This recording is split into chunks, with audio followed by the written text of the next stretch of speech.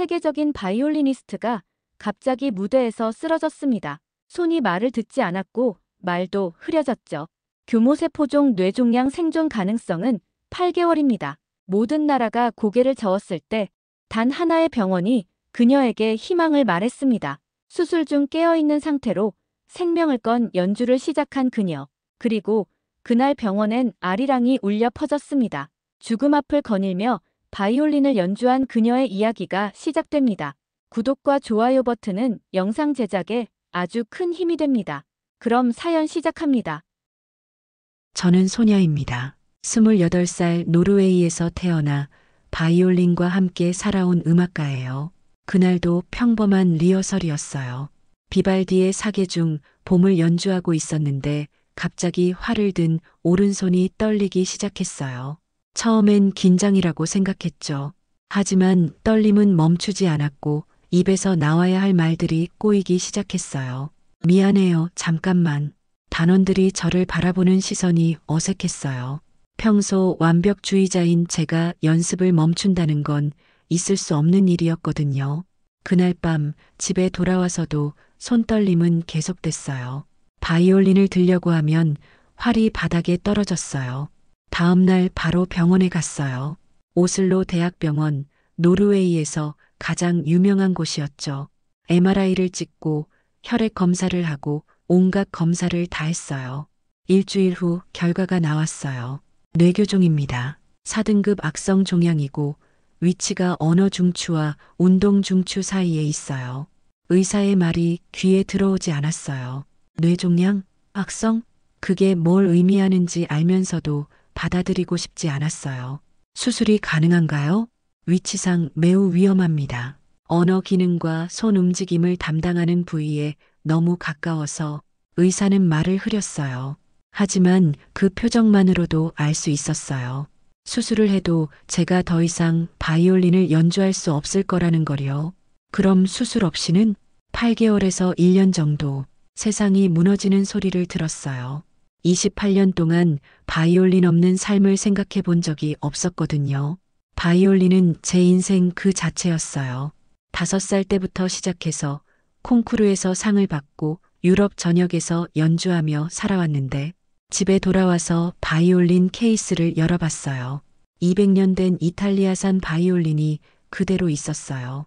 활을 들어보려 했지만 손이 너무 떨려서 제대로 잡을 수가 없었어요. 그때 눈물이 났어요. 처음으로 정말 무서웠어요. 부모님께 전화를 드렸어요. 엄마는 울음을 터뜨렸고 아버지는 말없이 계셨어요. 다른 병원도 가보자, 소녀야. 독일, 프랑스, 영국, 유럽의 유명한 병원들을 다 다녔어요. 하지만 대답은 똑같았어요. 수술하면 연주 능력을 잃을 가능성이 높고 수술하지 않으면 시간이 얼마 남지 않았다는 거였어요. 절망 속에서 인터넷을 뒤지기 시작했어요. 뇌종양, 각성 수술, 깨어있는 수술, 온갖 검색어를 넣어봤어요. 그러다 우연히 한국의 강남 세브란스 병원 이야기를 보게 됐어요. 깨어있는 뇌수술이라는 게 있다더군요. 환자가 의식을 유지한 채로 수술을 받으면서 실시간으로 뇌 기능을 확인할 수 있다는 거였어요. 장종희 교수라는 분이 이 분야의 세계적인 권위자라고 했어요. 처음엔 반신반의했어요. 한국? 솔직히 한국에 대해서 아는 게 거의 없었거든요. K-팝이나 김치 정도 의료기술이 그렇게 발달된 나라인지 몰랐어요. 하지만 자료를 찾아보니 놀라웠어요. 이미 수백 건의 각성 수술을 성공시켰고 특히 음악가들의 경우 연주 능력을 보존하면서 종양을 제거한 사례들이 있다는 거였어요. 마지막 희망이라고 생각했어요. 노르웨이에서 죽음을 기다리고 있을 바에야 한국에서 한 번 더 시도해보자고 마음먹었어요. 비행기표를 예약했어요. 인천공항으로 가는 직항편이었어요. 짐을 싸면서 바이올린을 마지막으로 한 번 더 만져봤어요. 떨리는 손으로 활을 들고 한 음만 내봤어요. 삐걱거리는 소리였지만 그래도 소리는 났어요. 한국에서 다시 만나자. 바이올린에게 속삭였어요. 그리고 케이스를 닫았어요. 인천공항에 도착했을 때 오후 2시였어요. 한국의 첫인상은 빨랐어요. 사람들이 정말 빨리 걸어 다니더라고요. 노르웨이에서는 모든 게 여유로운데 여기는 뭔가 다른 에너지가 있었어요. 공항에서 택시를 탔어요. 기사 아저씨가 영어를 못하셨지만 제가 미리 준비해둔 한글 메모를 보여드렸어요. 강남세 브란스 병원. 아저씨가 고개를 끄덕이시더니 출발했어요. 창밖으로 보이는 서울이 신기했어요. 높은 건물들이 끝없이 이어지고 한강이 도시를 가로지르고 있었어요. 그런데 머리가 점점 아파왔어요. 긴 비행과 시차 때문인지 아니면 종양 때문인지 병원에 도착했을 때는 오후 4시쯤이었어요. 건물이 정말 컸어요. 유럽의 오래된 병원들과는 완전히 달랐어요. 현대적이고 깔끔했어요. 로비에 들어서니 사람들이 정말 많았더라고요. 국제진료센터를 찾아갔어요. 직원분이 영어를 정말 잘하셔서 놀랐어요. 노르웨이에서 미리 보내둔 의료 기록들을 전달하니까 바로 장종희 교수님과 면담을 잡아주셨어요. 그날 오후 5시였어요. 교수님 진료실에 들어갔을 때 첫인상은 생각보다 젊으셨다는 거였어요. 그리고 눈빛이 참 따뜻했어요. 유럽 의사들은 대부분 차갑고 객관적으로만 말하는데 교수님은 달랐어요. 소냐 씨, 멀리서 오시느라 고생하셨어요. 노르웨이에서 보내주신 자료 다 봤습니다. 한국어로 하시는 말을 통역사분이 번역해 주셨어요. 교수님이 제 MRI 사진을 컴퓨터 화면에 띄우셨어요. 제 뇌 속에 있는 그 검은 덩어리를 보니까 또 무서워졌어요. 위치가 정말 까다로운 곳에 있네요. 브로카 영역과 운동피질 사이. 이해합니다. 유럽에서 수술을 꺼려한 이유를요. 교수님이 천천히 설명해 주셨어요. 종양이 언어를 담당하는 부분과 손가락 움직임을 담당하는 부분 사이에 있다고 했어요. 잘못 건드리면 말을 못하거나 손을 못 쓸 수 있다는 거였어요. 그런데 가능한가요? 각성 수술이요? 가능합니다. 하지만 쉽지는 않을 거예요. 수술 중에 소냐 씨가 깨어 있으면서 바이올린 연주 동작을 해야 해요. 그래야 뇌 기능을 실시간으로 확인할 수 있거든요. 그 말을 듣는 순간 가슴이 두근거렸어요. 희망이 보인다는 생각과 동시에 정말 무서웠어요. 깨어 있는 상태에서 뇌수술을 받는다는 게 상상이 안 됐거든요. 성공 확률은 어느 정도예요? 80% 정도는 연주 능력을 보존할 수 있을 것 같습니다. 하지만 완전히 예전과 같지는 않을 수도 있어요. 80%? 유럽에서는 거의 불가능하다고 했는데 여기서는 80%라고 하시네요. 그 순간 정말 울고 싶었어요. 그때 교수님이 갑자기 일어나서 제 앞에 와서 앉으셨어요. 소냐 씨, 손 좀 보여주세요. 제가 떨리는 손을 내밀었어요. 교수님이 제 손을 잡고 천천히 살펴보셨어요. 바이올린을 오래 연주한 사람의 손이라는 걸 금방 아시는 것 같았어요. 이 손으로 얼마나 많은 아름다운 음악을 만들어냈을까요? 통역을 들으면서 눈물이 나려고 했어요. 유럽의 어떤 의사도 제 손을 이렇게 바라본 적이 없었거든요. 그들에게는 그냥 환자의 손이었는데 교수님은 음악가의 손으로 봐주시는 것 같았어요. 소냐 씨, 아직 끝나지 않았습니다. 그 한마디가 정말 큰 위로가 됐어요. 노르웨이에서는 모든 의사들이 어려워요, 힘들어요 라고만 했는데 여기서는 아직 끝나지 않았다고 하시더라고요. 수술은 언제 가능한가요? 일주일 후면 가능합니다. 그 전에 정밀 검사를 몇 가지 더 해야 해요. 그리고 수술 전에 연습도 해야 하고요. 연습? 뇌수술 연습이라는 게 있나 싶었어요. 수술 중에 바이올린 연주 동작을 정확히 해야 하니까 미리 연습을 해두셔야 해요. 마취에서 깨어났을 때 당황하지 않도록요. 그제야 이해가 됐어요. 정말 제대로 준비를 하시는구나 싶었어요. 진료실을 나오면서 가슴이 벅찼어요. 처음으로 희망이라는 게 뭔지 다시 느꼈어요. 한국에 온 게 정말 잘한 일 같았어요. 병원 로비에서 부모님께 전화를 드렸어요. 엄마, 희망이 있어요. 엄마가 전화기 너머로 울음을 터뜨리셨어요. 저도 같이 울었어요. 하지만 이번에는 절망의 눈물이 아니라 희망의 눈물이었어요. 그날 밤 병원 근처 호텔에서 잠들면서 생각했어요. 한국이라는 나라가 저를 살려줄 수도 있겠구나. 이 먼 땅에서 만난 의사가 제게 다시 음악을 선물해 줄 수도 있겠구나. 창밖으로 보이는 서울의 야경이 따뜻해 보였어요. 수술 전 검사를 위해 입원한 첫날이었어요. 6 인실 병실에 들어갔는데 다른 환자분들이 저를 신기하게 쳐다보시더라고요. 금발의 파란 눈의 외국인이 갑자기 나타났으니까요. 침대에 누워서 천장을 바라보고 있었어요. 내일부터 이틀 동안 정밀 검사를 받고 그 다음 주에 수술이에요. 무서웠어요. 정말 무서웠어요. 혼자 있으니까 온갖 생각이 다 들더라고요. 그때 옆 침대 할머니가 다가오셨어요. 60대 후반쯤 되어 보이는 분이었어요. 머리에 수술 자국이 있으셔서 저와 비슷한 병인 것 같았어요. 얘야, 어디서 왔니? 한국말이었지만 톤으로 무슨 말씀인지 알 수 있었어요. 제가 노르웨이라고 답했더니 할머니가 고개를 끄덕이시면서 뭔가를 가져오셨어요. 복숭아 통조림이었어요. 할머니가 통조림을 따서 제게 내미시면서 뭔가 말씀하셨어요. 다른 환자분이 통역해 주셨어요. 이번 첫날에는 단 걸 먹어야 한다고 하시네요. 그래야 마음이 좀 달콤해진다고요. 그 말을 듣는 순간 눈물이 났어요. 언어는 통하지 않았지만 마음은 통했어요. 저도 죽기 싫어서 여기 온 거고 할머니도 죽기 싫어서 여기 계신 거잖아요. 복숭아를 한 조각 입에 넣었어요. 달콤했어요. 정말 오랜만에 느끼는 단맛이었어요. 지난 몇 달 동안은 입맛이 없어서 제대로 먹지도 못했거든요. 땡큐. 제가 고개를 숙여 인사드렸더니 할머니가 제 등을 토닥토닥 해주셨어요. 엄마 손길 같았어요.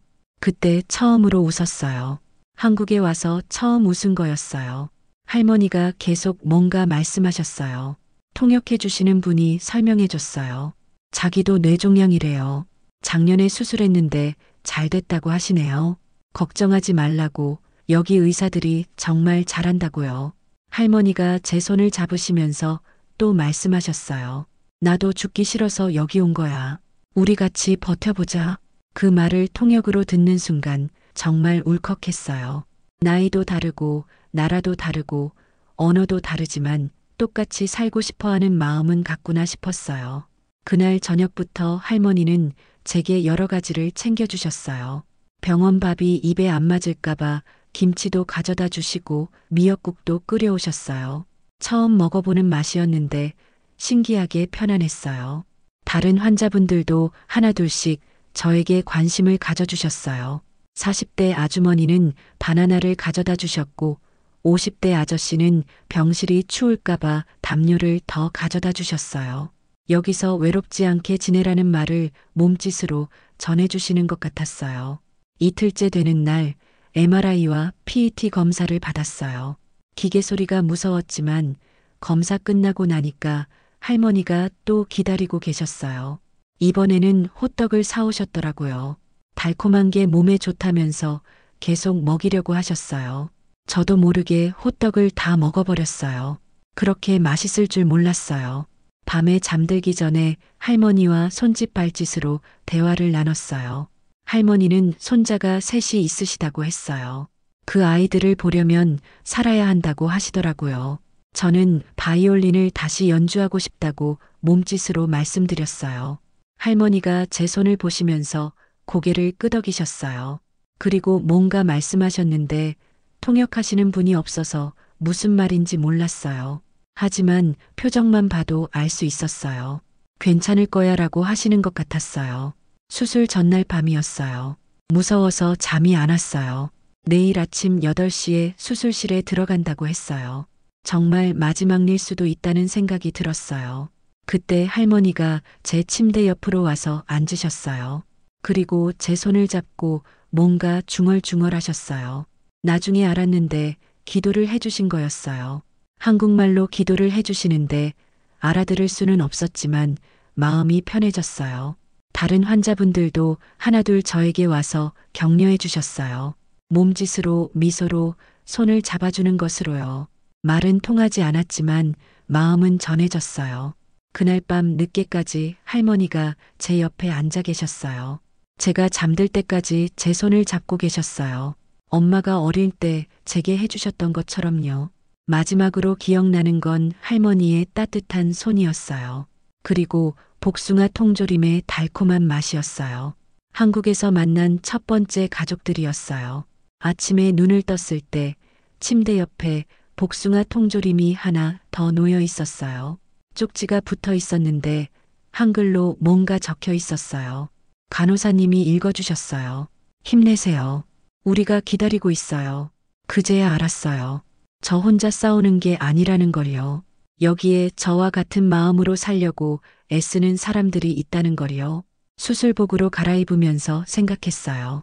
한국이라는 나라는 의료기술만 좋은 게 아니구나. 사람의 마음도 따뜻하구나. 수술실 문 앞에 서 있을 때 다리가 후들후들했어요. 간호사님들이 저를 부축해서 안으로 들어갔어요. 수술실이 정말 컸어요. 온갖 기계들이 있고 의료진이 10명도 넘게 있더라고요. 장 교수님이 수술복을 입고 저를 맞아주셨어요. 소냐 씨, 준비됐나요? 네, 무서워요. 당연히 무섭죠. 하지만 우리가 다 준비했으니까 걱정하지 마세요. 수술대에 누웠어요. 간호사님이 제 손을 잡아주시면서 괜찮다고 한국어로 말씀해 주셨어요. 알아들을 수 있었어요. 마취가 선생님이 설명해 주셨어요. 처음에는 잠들게 하고 뇌를 여는 부분이 끝나면 깨울 거라고 했어요. 그때부터가 진짜 시작이라고 하셨어요. 자, 이제 잠깐 주무세요. 마스크를 쓰자마자 의식이 사라졌어요. 꿈을 꿨어요. 노르웨이 집에서 바이올린을 연주하는 꿈이었어요. 비발디의 사계 중 봄이었어요. 예전처럼 완벽하게 연주하고 있었어요. 손떨림도 없고 음정도 정확하고 소냐 씨 일어나세요. 누군가 제 이름을 부르는 소리에 눈을 떴어요. 수술실이었어요. 아직 수술 중이었어요. 머리 위쪽이 시원한 느낌이 들었어요. 뇌가 노출되어 있다는 게 믿어지지 않았어요. 기분이 어떠세요? 괜찮아요. 이상해요. 정상이에요. 이제 중요한 부분이에요. 바이올린 연주 동작을 해주세요. 간호사님이 제 오른손에 바이올린 활 모양의 도구를 쥐어주셨어요. 왼손에는 바이올린 모형을 잡게 해주셨어요. 도레, 미 순서로 연주하는 것처럼 해보세요. 오른손으로 활을 움직였어요.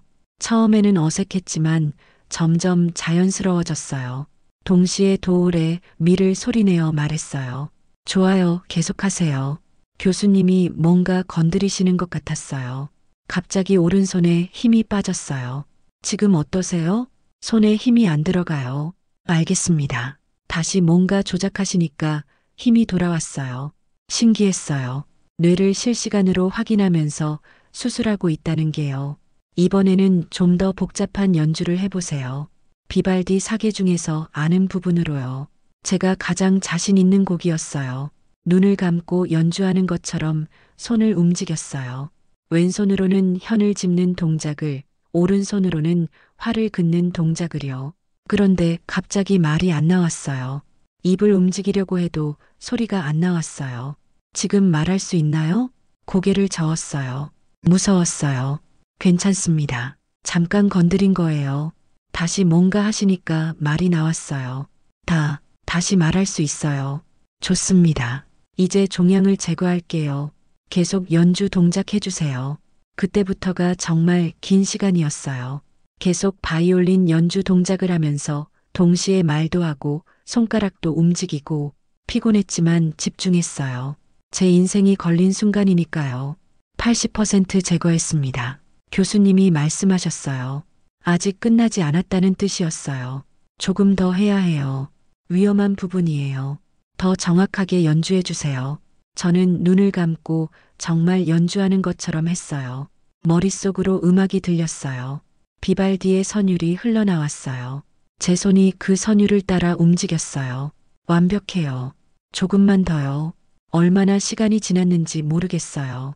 하지만 갑자기 교수님이 말씀하셨어요. 됐습니다. 90% 제거 성공했어요.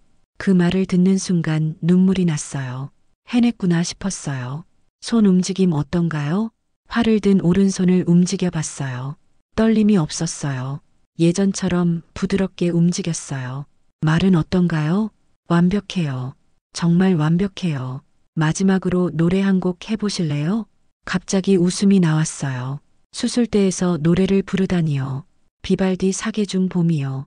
흥얼흥얼 멜로디를 흥얼거렸어요. 목소리가 정상적으로 나왔어요. 교수님과 간호사님들이 박수를 쳐주셨어요. 이제 다시 주무세요. 마무리하고 깨워드릴게요. 다시 마취에 들어갔어요. 이번엔 평온했어요. 성공했다는 확신이 있었거든요. 깨어났을 때는 회복실이었어요. 장 교수님이 옆에 서 계셨어요. 수술 잘 끝났어요.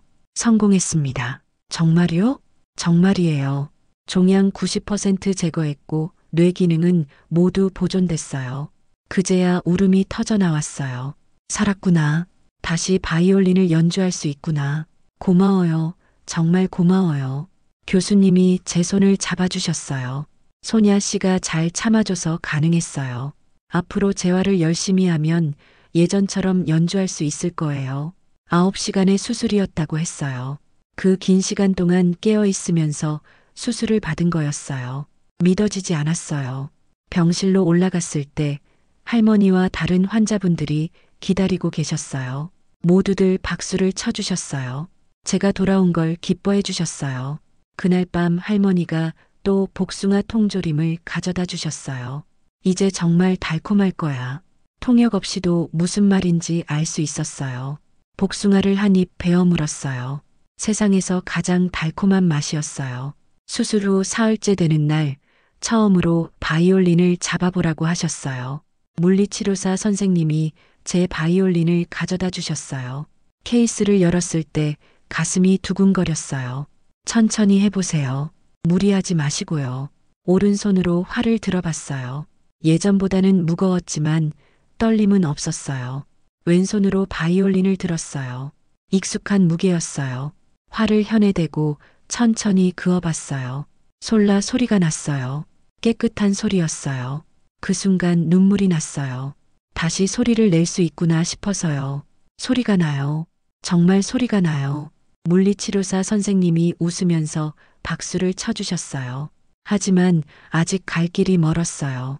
손가락이 예전처럼 빠르게 움직이지 않았고 활을 길게 끌 때 힘이 부족했어요. 정교한 연주는 아직 어려웠어요. 재활이 필요해요. 하루에 조금씩 늘려가면서 연습해야 해요. 그날부터 본격적인 재활이 시작됐어요. 아침에는 물리치료, 오후에는 언어치료, 저녁에는 음악치료 시간이었어요. 물리치료 선생님이 제 손가락 하나하나를 움직여 주셨어요. 음악가의 손이라서 더 세심하게 해야 해요. 이 손가락들이 얼마나 소중한지 알거든요. 선생님이 바이올린을 조금 아신다면서 연주할 때 어떤 근육을 쓰는지 설명해 주셨어요. 그에 맞춰서 재활 프로그램을 짜주셨어요. 언어 치료도 받았어요. 말하는 데는 문제가 없었지만 노래할 때 호흡이 예전만큼 길지 않았어요. 성대와 호흡 근육을 다시 훈련해야 해요. 바이올린 연주할 때도 호흡이 중요하잖아요. 맞는 말이었어요. 연주할 때 호흡이 흐트러지면 음악의 흐름이 깨지거든요. 가장 좋았던 건 음악 치료 시간이었어요. 치료사 선생님이 피아노를 치면서 제가 바이올린으로 맞춰보는 거였어요. 처음에는 간단한 곡부터 시작해요. 동요 같은 거요. 작은 별부터 시작했어요. 어릴 때 처음 배운 곡이었어요. 손가락이 기억하고 있더라고요. 서툴렀지만 연주할 수 있었어요. 일주일이 지나자 조금씩 나아졌어요. 엘리제를 위하여를 연주할 수 있게 됐어요. 아직 완벽하지는 않았지만 멜로디는 완전했어요. 병실 환자분들이 제 연습을 듣고 계셨어요. 할머니는 매일 제 연습 시간에 맞춰서 병실에 오셨어요. 소리가 점점 좋아지네. 한국어를 조금씩 알아들을 수 있게 됐어요.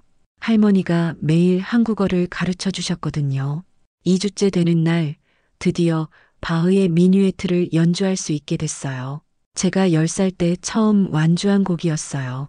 그때의 기쁨이 되살아났어요. 물리치료사 선생님이 깜짝 놀라셨어요.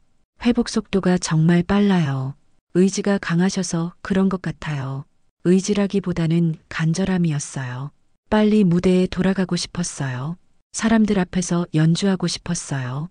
3주째에는 모차르트의 작은 세레나데를 시도해 봤어요. 조금 복잡한 곡이었어요. 첫 번째 시도에서는 중간에 막혔어요. 손가락이 따라가지 못했어요. 괜찮아요. 천천히 해보세요. 치료사 선생님이 격려해 주셨어요. 두 번째, 세 번째, 계속 시도했어요. 다섯 번째에서 드디어 끝까지 연주할 수 있었어요. 그때 복도에서 박수 소리가 들렸어요. 할머니와 다른 환자분들이 문 밖에서 듣고 계셨던 거예요. 모두들 박수를 쳐주셨어요. 브라보! 한 아저씨가 외치셨어요. 그 순간 정말 무대에 선 것 같았어요. 장 교수님도 오셨어요. 정말 빠른 회복이에요. 이 정도면 퇴원해도 될 것 같은데요. 퇴원? 벌써요? 한 달 만에요? 집에서도 계속 연습하시면 돼요. 한 달 후에 외래로 오세요. 드디어 퇴원 날이 정해졌어요. 사흘 후였어요. 그날 밤 할머니와 마지막 대화를 나눴어요. 고마워요. 정말 고마워요. 뭐가 고마워? 우리가 더 고마워. 내 덕분에 병실이 음악당이 됐잖아. 할머니가 웃으시면서 말씀하셨어요. 노르웨이 가서도 계속 연주해라. 그리고 가끔 생각해라. 여기 할머니들을 잊지 않을게요. 절대 잊지 않을게요. 그날 밤 마지막으로 병실에서 연주했어요. 비발디의 사계 중 봄이었어요. 처음 증상이 나타났을 때 연주하던 바로 그 곡이었어요. 이번에는 완벽했어요. 떨림도 없고 음정도 정확하고 감정도 살아있었어요. 복도까지 울려 퍼지는 소리였어요. 연주가 끝나자 병동 전체에서 박수가 터져 나왔어요. 간병인분들, 간호사님들, 환자분들 모두가 박수를 쳐주셨어요. 그날 밤 정말 행복했어요. 다시 살아났다는 기쁨, 다시 연주할 수 있다는 기쁨, 그리고 이 모든 걸 가능하게 해준 한국이라는 나라에 대한 감사함으로 가득했어요. 퇴원을 이틀 앞둔 날 음악치료사 선생님이 제안을 하셨어요. 소냐 씨, 다른 환자분들을 위해서 작은 음악회를 해보실래요? 음악회요? 네, 병동 로비에서요. 여기 환자분들이 소냐 씨 연주를 정말 좋아하시거든요. 생각해보니 좋은 아이디어였어요. 그동안 받은 도움에 대한 감사를 표현할 수 있을 것 같았어요. 좋아요. 해보고 싶어요. 다음 날 오후 3시 병동 로비에서 작은 음악회가 열렸어요. 간호사님들이 의자를 배치해 주셨고 환자분들이 하나둘 모이기 시작했어요. 제가 아는 한국인 환자분들이 거의 다 오셨어요. 할머니는 물론이고 복숭아 통조림을 나눠준 그 할머니, 담요를 가져다 주신 아저씨, 바나나를 주신 아주머니, 모두들 제 첫 번째 한국 관객이었어요. 장 교수님과 의료진분들도 오셨어요. 물리치료사 선생님, 언어치료사 선생님, 음악치료사 선생님, 제 회복을 도와주신 모든 분들이었어요. 안녕하세요. 한국어로 인사를 드렸어요. 박수가 터져 나왔어요. 오늘 여러분을 위해서 연주하게 되어 정말 기뻐요. 여러분이 저에게 새 생명을 주셨어요. 통역을 해주시니까 환자분들이 고개를 끄덕이셨어요. 첫 번째 곡은 아마추어였어요. 한국에 와서 배운 곡이었어요. 치료사 선생님이 가르쳐 주신 거였어요. 바이올린 현에 활을 댔어요. 첫 음이 울려 퍼졌어요. 조용했던 로비가 음악으로 가득 찼어요. 아리랑, 아리랑, 아라리요. 멜로디가 흘러나갔어요. 한국 사람들에게는 너무나 익숙한 선율이었겠지만 외국인인 제가 연주하니까 새롭게 들리는 것 같았어요. 연주하면서 관객분들을 봤어요. 할머니가 눈물을 흘리고 계셨어요. 그 아리랑 선율이 마음 깊숙한 곳을 건드리는 것 같았어요. 다른 환자분들도 고개를 끄덕이시면서 들어주셨어요. 아리랑이 끝나자 박수가 터져 나왔어요.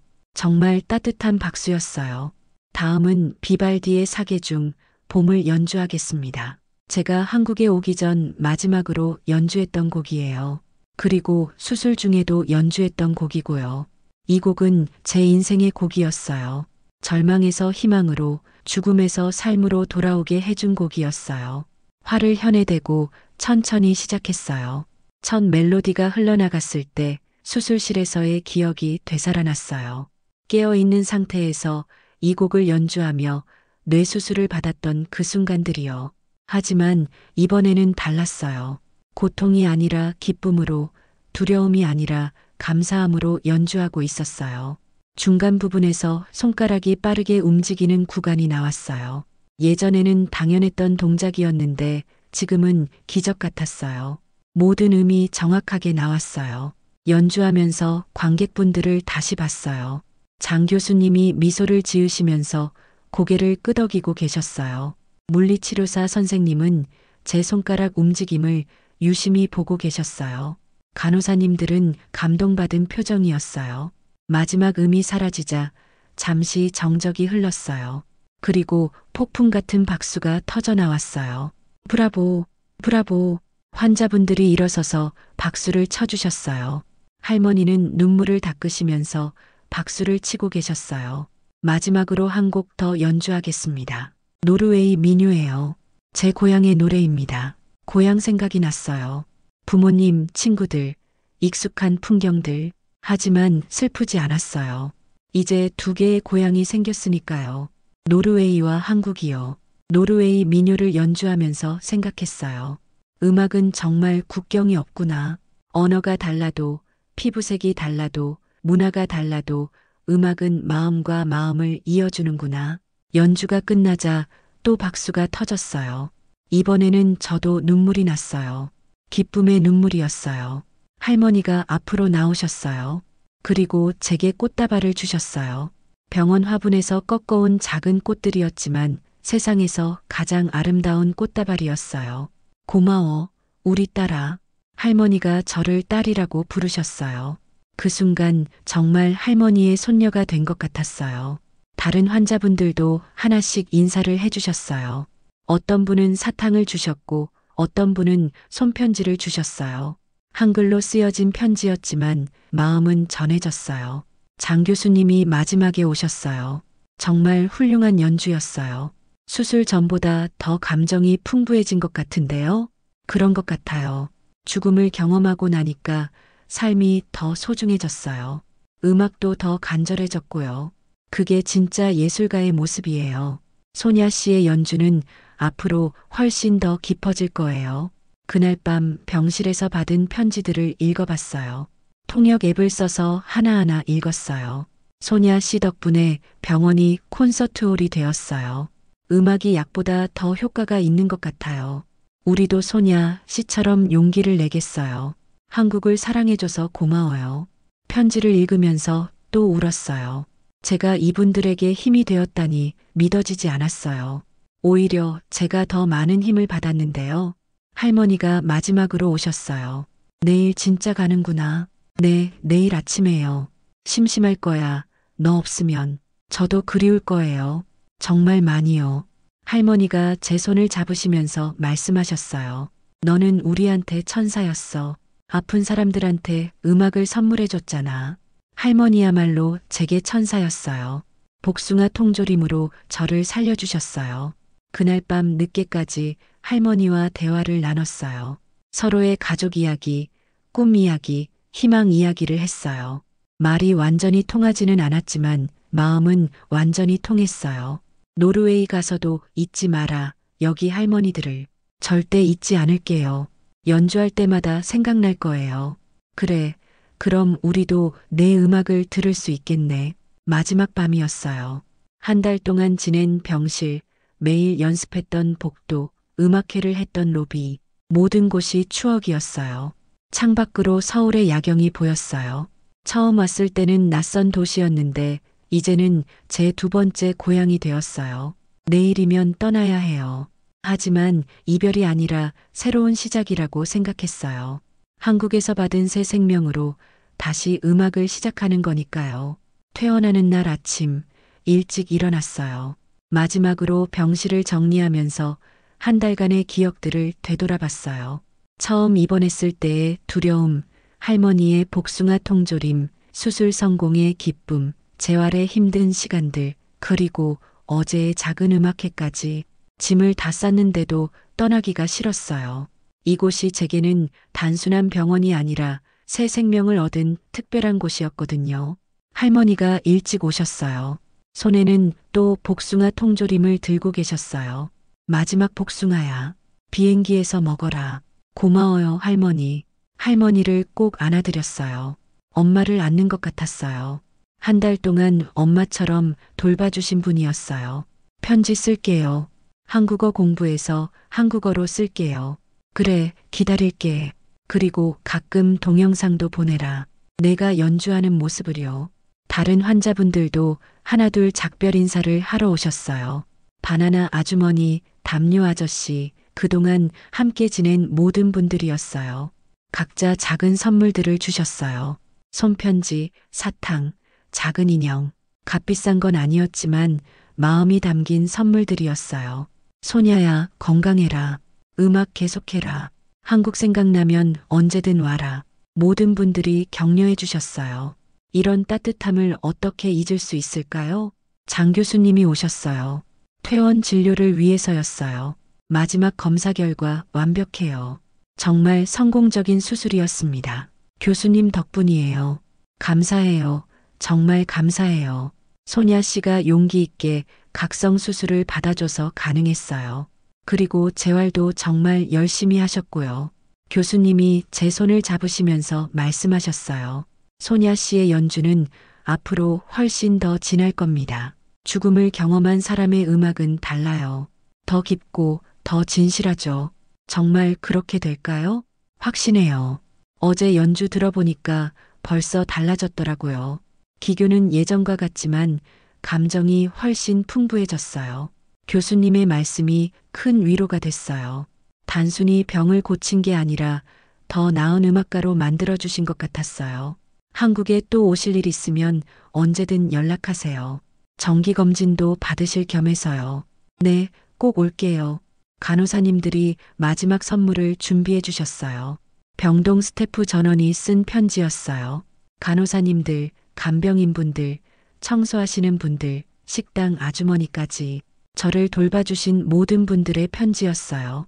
편지를 받아보니 두꺼웠어요. 한 장, 한 장 정성스럽게 쓰여진 편지들이었어요. 나중에 천천히 읽어보세요. 모두 소냐 씨를 응원하는 마음이에요. 간호사장님이 말씀해 주셨어요. 물리치료사 선생님, 언어치료사 선생님, 음악치료사 선생님도 오셨어요. 정말 모범적인 환자셨어요. 재활 의지가 강해서 회복이 빨랐어요. 선생님들이 잘 가르쳐 주셔서요. 노르웨이 가서도 계속 연습하세요. 그리고 무리하지 마시고요. 네, 명심할게요. 드디어 병원을 떠날 시간이 됐어요. 휠체어에 앉아서 병동을 나갔어요. 복도 곳곳에서 환자분들이 손을 흔들어 주셨어요. 안녕히 가세요. 건강하세요. 또 만나요. 엘리베이터를 타고 내려가면서 마지막으로 병동을 봤어요. 창문 너머로 할머니가 손을 흔들고 계셨어요. 눈물이 났어요. 로비에 도착했을 때 깜짝 놀랐어요. 어제 음악회를 들었던 환자분들이 모두 나와 계셨어요. 작은 환송회를 해주시는 거였어요. 고마워요, 소냐. 잊지 않을게요. 노르웨이에서도 화이팅. 모두들 박수를 쳐주셨어요. 정말 눈물이 쏟아졌어요. 택시가 도착했어요. 짐을 싣고 뒷자리에 앉았어요. 창문을 내리고 마지막 인사를 했어요. 감사했어요. 사랑해요. 한국어로 외쳤어요. 그러자 더 큰 박수가 터져 나왔어요.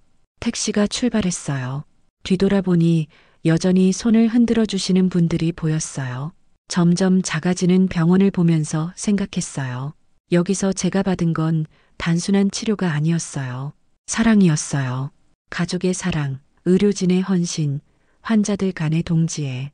모든 게 사랑이었어요. 공항으로 가는 길에 서울 시내를 다시 봤어요.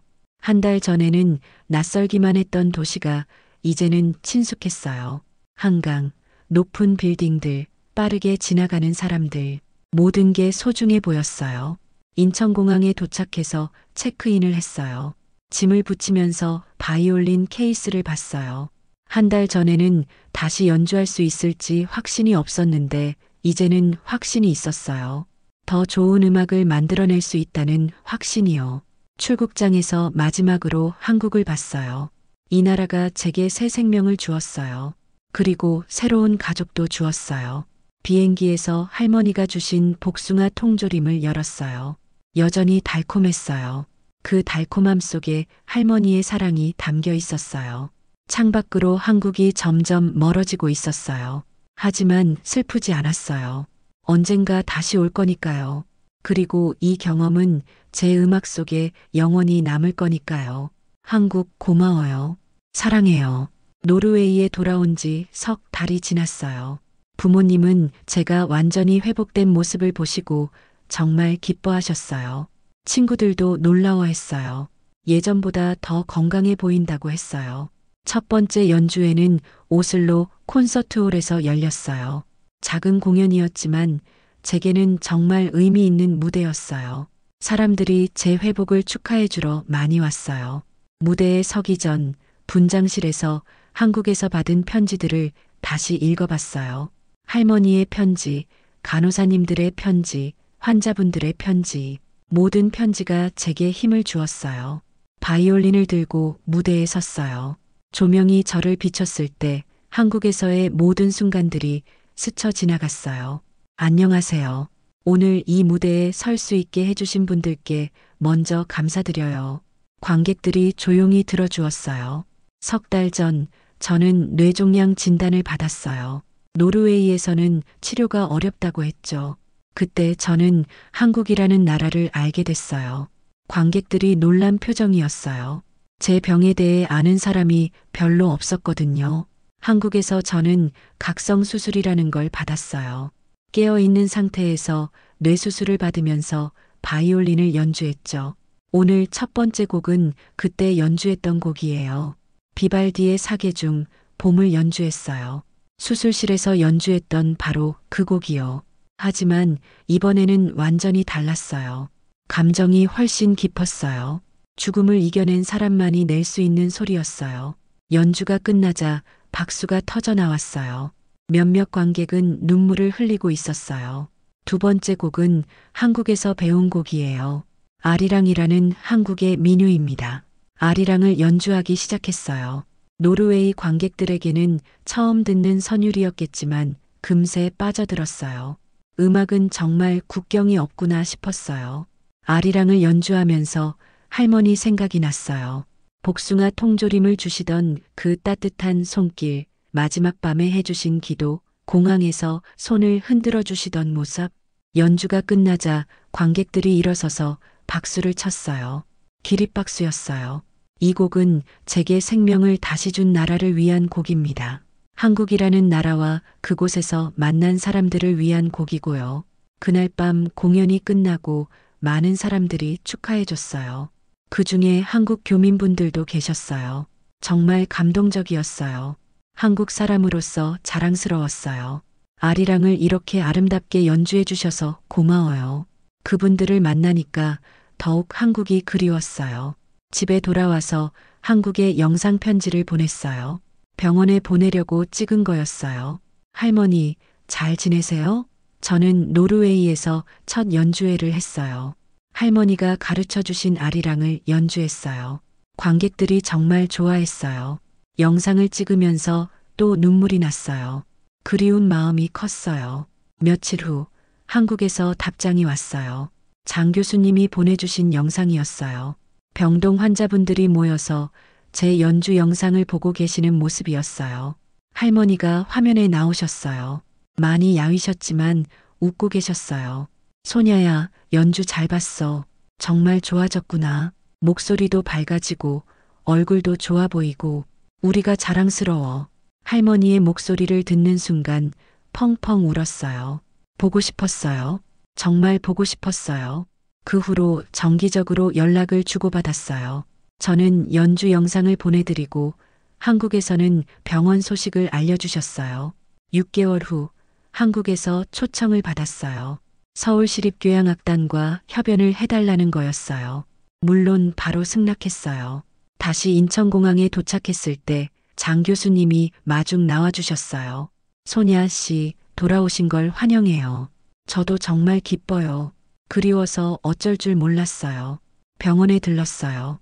할머니와 다른 환자분들을 만나기 위해서요. 병실에 들어갔을 때 할머니가 저를 보시고 울음을 터뜨리셨어요. 소냐야, 정말 왔구나. 할머니를 꼭 안아드렸어요. 많이 야위셨지만 여전히 따뜻하셨어요. 할머니, 보고 싶었어요. 나도 정말 보고 싶었어. 그날 밤 병동에서 또 작은 음악회를 열었어요. 이번에는 더 많은 분들이 오셨어요. 제 소식을 들은 다른 병동 환자분들까지요. 오늘은 특별한 곡을 준비했어요. 한국에서 받은 사랑에 대한 감사를 담은 곡이에요. 제가 직접 편곡한 곡이었어요. 아리랑과 비발디를 섞어서 만든 새로운 곡이었어요. 한국과 제 고향을 이어주는 다리 같은 곡이었어요. 연주가 끝나자 모든 분들이 일어서서 박수를 쳐주셨어요. 할머니는 눈물을 흘리시면서 박수를 치고 계셨어요. 서울시립교향악단과의 협연날이 왔어요. 세종문화회관 대극장이었어요. 2,000명의 관객이 왔어요. 무대에 서기 전 분장실에서 마지막 준비를 했어요. 할머니가 주신 복숭아 통조림을 하나 먹었어요. 이제 제 루틴이 되었어요. 무대에 섰을 때 관객들이 기립박수로 맞아주었어요. 제 이야기를 아는 분들이 많았나 봐요. 지휘자가 제게 미소를 지어주었어요. 오케스트라가 준비됐어요. 첫 음이 울려 퍼졌을 때 저는 한국에서 받은 모든 사랑을 생각했어요. 할머니의 복숭아 통조림, 장 교수님의 따뜻한 손길, 간호사님들의 정성, 환자분들의 격려, 그 모든 사랑이 음악이 되어 흘러나갔어요. 연주가 끝났을 때 관객들이 10분 동안 기립박수를 쳤어요.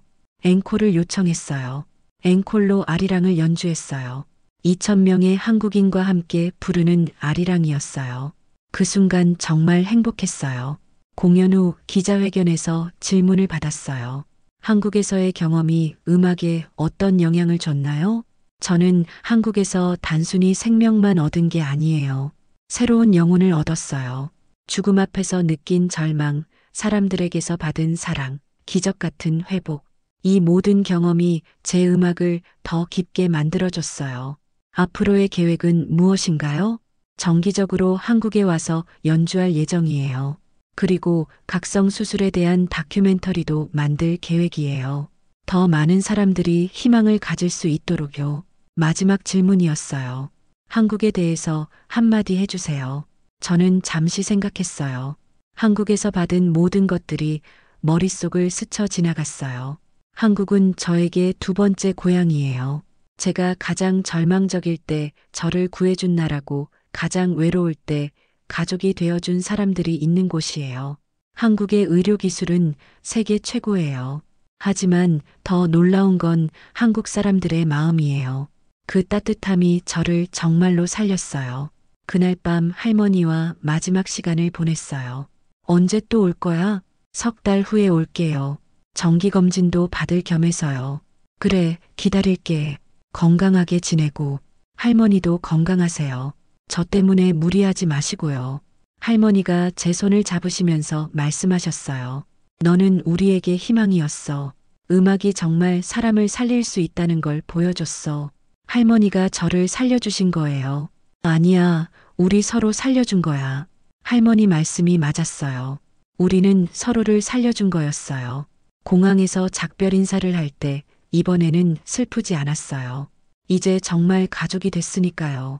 거리가 멀어도 마음은 가까이 있을 거니까요. 비행기에서 창밖을 내려다보면서 생각했어요. 1년 전만 해도 저는 죽음을 기다리고 있었어요. 하지만 지금은 살아있어요. 그것도 예전보다 더 생생하게 살아있어요. 한국에서 배운 게 뭔지 아세요? 희망을 포기하지 않는 것이에요. 마지막까지 최선을 다하는 것이에요. 그리고 혼자가 아니라는 것이에요. 지금 저는 세계 각지에서 연주하고 있어요. 그리고 어디를 가든지 한국에서의 이야기를 들려줘요. 각성 수술에 대해서, 한국 의료진의 실력에 대해서, 그리고 한국 사람들의 따뜻함에 대해서요. 많은 사람들이 놀라워해요. 한국이 그런 나라였냐고 물어봐요. 저는 자신 있게 대답해요. 한국은 정말 대단한 나라라고요. 얼마 전에는 독일에서 뇌종양 진단을 받은 바이올리니스트를 만났어요. 절망하고 있는 그분에게 장 교수님을 소개해드렸어요.